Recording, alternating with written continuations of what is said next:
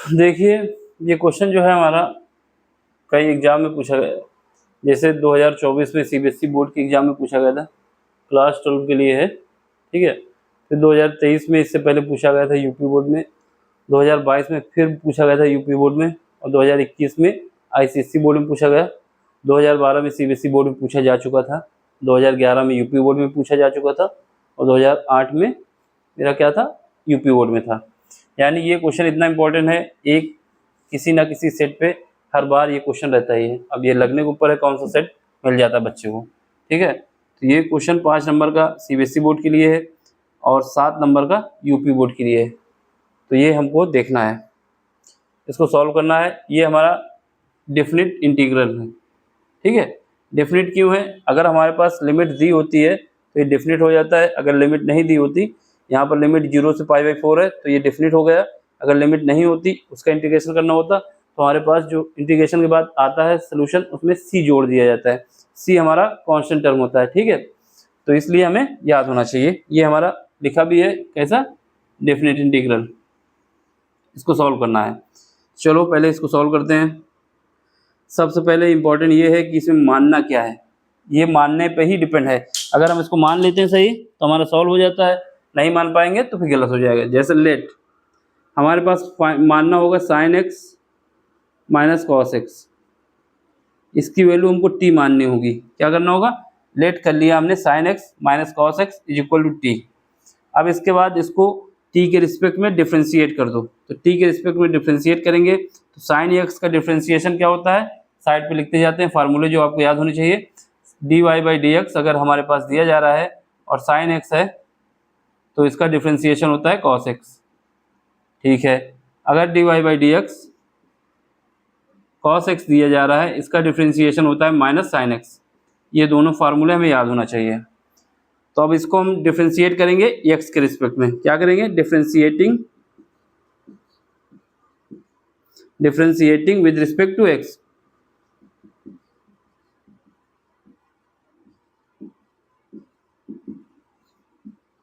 With respect to x, sorry t, क्योंकि t के रूप में फंक्शन माने हैं, ठीक है। डिफ्रेंशिएट करेंगे तो क्या करेंगे, इसका डिफ्रेंशिएशन करेंगे तो कितना आएगा, sin x का cos x आता है, ठीक है। और यहाँ पे sin cos x है, इसका क्या आएगा, माइनस का sin x। यहाँ फार्मूला हमने लिखा हुआ है, ठीक है। तो ये -1 है, एक माइनस और लेके आएगा तो माइनस माइनस प्लस हो जाएगा, इस sin x हो जाएगा, ठीक है। ये हमारा dx हो जाएगा, बराबर क्या हो जाएगा, dt हो जाएगा, ठीक। एक बात, तो इसका मतलब क्या हुआ, हमारे पास जहाँ पर cos x plus sin x है और dx है तो इसकी जगह हम dt लिख सकते हैं। यानी इस वाले भाग की जगह पे पूरे के पूरे पार्ट में हम dt लिख सकते हैं इसके बिहाफ पे। इस वजह से ये हमने इसको लेट किया था। अब जो हमने लेट किया है उसको फिर क्या करेंगे, फिर से लिखेंगे। यहाँ नीचे क्या लिख माने थे, sin x minus cos x is equal to t माने थे। दोनों तरफ स्क्वायर करेंगे, क्या करेंगे, स्क्वायरिंग बोथ साइड। तो स्क्वायर कर देंगे, जब स्क्वायर कर देंगे तो क्या आ जाएगा, ये हमारा स्क्वायर हो जाएगा और ये भी टी स्क्वायर हो जाएगा, ठीक। अब एक फार्मूला क्या होता है, a माइनस बी का होल स्क्वायर। ये क्या होता है, a स्क्वायर होता है प्लस b स्क्वायर होता है माइनस 2ab होता है, ठीक है। अब इसका यूज करो, यहाँ पर a की जगह कितना है sin x, इसका स्क्वायर करोगे sin स्क्वायर x, फिर b की जगह कितना है cos, तो cos square x minus 2ab sin x और cos x, ठीक। ये हो गया sin x और cos x, ठीक है। अब एक फार्मूला और दो फार्मूले देख लो। पहला फार्मूला क्या, sin square x plus cos square x की बात की जाए तो ये क्या होता है, 1 होता है। इसके बाद 2 sin x cos x, ये होता है हमारा sin 2x। ये दो फार्मूले, यहाँ sin 2x है, ठीक। अब ये दो फार्मूले यहाँ पे यूज होंगे। तो यहाँ पे क्या है, sin x plus cos x, इसकी जगह क्या लिखना है, 1। कितना लिखना है, 1। तो ये हमारा 1 हो जाएगा, ठीक है। और यहाँ पर टी स्क्वायर तो रहेगा ना, ये टी स्क्वायर, ठीक। ये 1 हो जाएगा, 1। यहाँ पे क्या है, माइनस, ये क्या हो जाएगा,2 sin x cos x क्या हो जाएगा, sin 2x, ये बराबर हो जाएगा टी स्क्वायर के, ठीक, तो यहाँ से हम क्या करेंगे, साइन 2x की वैल्यू निकाल लेंगे। तो यहाँ पे हमारे पास साइन 2x, जब इसको राइट साइड भेजेंगे इसको यहाँ लाएंगे तो ये हो जाएगा 1 minus T square, 1 minus T square, ये हो गया।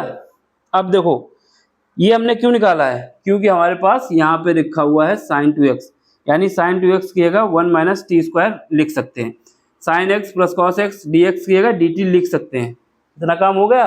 अब बात आई लिमिट को भी चेंज कर लिया जाए, क्योंकि जब फंक्शन हमने चेंज किया है तो लिमिट भी चेंज हो जाएगी। पहले जब x बराबर हमारा 0 था, यानी x 0 था, तो इस वाले फंक्शन पे हमको t की रेंज निकालनी है। जब x 0 था तो इसमें x की जगह 0 रखेंगे, ठीक है। तो यहाँ पे t क्या आएगा, साइन 0 की वैल्यू क्या होती है, साइन 0 लिख देंगे, माइनस कॉस 0 लिख देंगे। साइन 0 की वैल्यू कितनी होती है, 0 होती है, कॉस 0 की वैल्यू 1 होती है, लेकिन माइनस है पहले, तो यहाँ से हमारे पास t आ जाएगा क्या, -1 आ जाएगा। यानी जब हमारा x 0 है, when x 0 t is equal to -1, ठीक है। अब इसके बाद क्या है, x बराबर हमारा π/4 है। अगर x π/4 हो तो t क्या आएगा, यहाँ पे आओ, इसमें रखोगे, सॉरी इसमें, ठीक है, इसमें रखोगे तो साइन π/4 माइनस कॉस π/4। देखो साइन हो या कॉस हो, π/4 पे ये वैल्यू सेम होती है, यानी साइन π/4 की वैल्यू का है या फिर कॉस π/4 की वैल्यू का है, ये सब होता है 1/√2 के बराबर, ठीक है, 1/√2 के बराबर। तो यहाँ से हमारे पास क्या आएगा, ये सब, ये भी 0, ये कट जाएगा आपस में, यानी 0 आएगा। तो लिमिट क्या आ गई, लिमिट हमारे पास आ गई -1 से 0। अब हमारे पास पूरा फंक्शन बन चुका है। जो फंक्शन हमारे इस फॉर्म में था उसको हम t के रूप में बदल सकते हैं, t के रूप में बदलेंगे और कहाँ पे लिखेंगे, ये नीचे दिख रहा है, यहाँ पे लिख देते हैं, फिर ऊपर उठा के ले जाएंगे। तो फंक्शन हमारा क्या हो जाएगा, अब देख लो i इज इक्वल टू, यहाँ पे देखो, ठीक है, लिमिट क्या हो गई है, -1 से 0 हो गई है, ठीक है। इसके बाद -1 से 0 हो गई है, sine x plus cos x dx, इसकी जगह क्या लिख सकते हैं हम, इसकी जगह हम लिख सकते हैं dt, इस तरफ लिख देगा, इसकी जगह dt लिख सकते हैं, यानी sine x plus cos x dx की जगह हम इसके बिहाफ पे dt लिख सकते हैं। ये जो फंक्शन हमारे पास निकल के आया है, ठीक है, तो इसकी जगह dt लिख दिए, डिवाइड बाई, अब यहाँ पे 9 + 16, तो 9 तो वैसे ही लिख देंगे और प्लस 16 लिख देंगे, लेकिन साइन 2x की वैल्यू क्या लिखेंगे, साइन 2x की वैल्यू ये लिखेंगे, ठीक, क्या लिखेंगे, 1 माइनस टी स्क्वायर, ठीक। तो इसका मतलब हमारे पास ये फंक्शन बन गया। अब इसका हमें इंटीग्रेशन करना है और कुछ नहीं करना है, तो बाकी सब रफ कर देते हैं, इसको सॉल्व कर देते हैं। तो ये नीचे वाला लिखे रहने नहीं देंगे, इसको हटा देते हैं।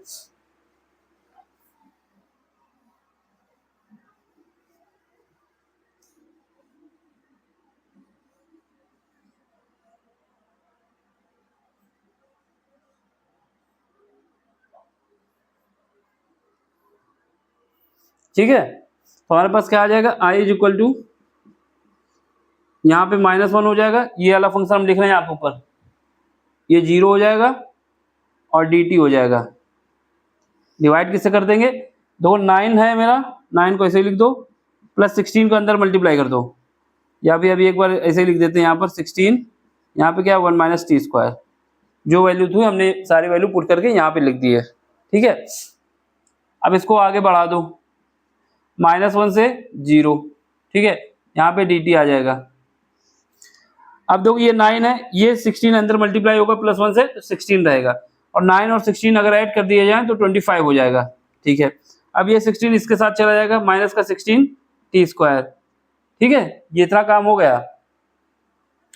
अब हमें क्या करना है, इसका कोएफिशिएंट 1 बनाना है। क्यों बनाना है, क्योंकि हमारे पास एक फार्मूला होता है, फार्मूला ये होता है कि अगर हमको इंटीग्रेशन करना है, क्या करना है, integration 1 divide by a square minus x square और dx। ऐसा फंक्शन कोई बनता है 1 divide by a square minus x square dx। अगर इसका हमें इंटीग्रेशन करना होता है तो इसके लिए फार्मूला क्या होता है, 1/2a, 1/2a, याद रखना 1/2a लॉग, ठीक, क्या करेंगे a minus x divide by a plus x ऊपर होगा, a माइनस एक्स नीचे होगा, ठीक है, a प्लस एक्स ऊपर होगा और a माइनस एक्स नीचे होगा। याद रखना a में घटा रहे हैं, x में नहीं घटाएंगे, a में घटा रहे हैं, x में नहीं घटाएंगे।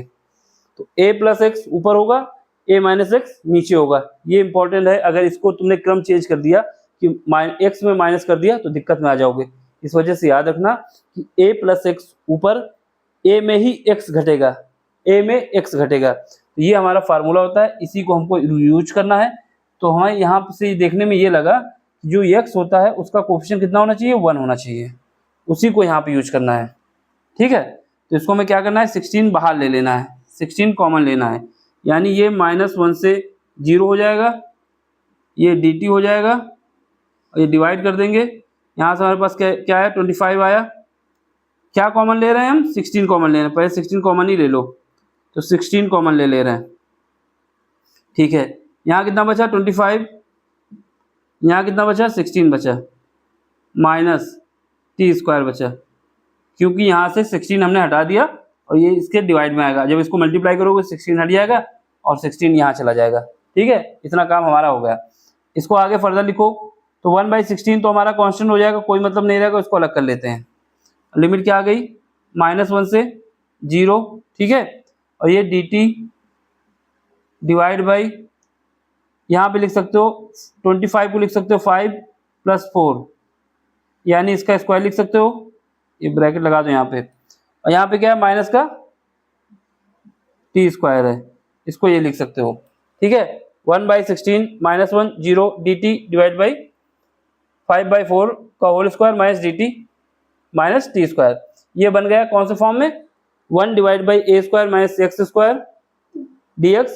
इसका इंटीग्रेशन क्या आता है 1/2a log a minus a plus x divide by a minus x, a के साथ माइनस है, याद रखना। तो अब इसके बिहाफ पे हम यहाँ पे इसको रफ कर दें और इसको लिख देते हैं,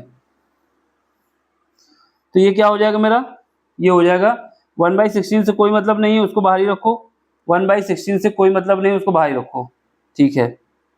अब क्या करना है 1/2a, इसका जब इंटीग्रेशन करेंगे इसके रूप में तो 1/2a आता है, तो 1 डिवाइड बाई 2a, a की जगह कितना रखोगे 5/4, 5/4, ठीक है, 5/4 a की जगह लिख दिया।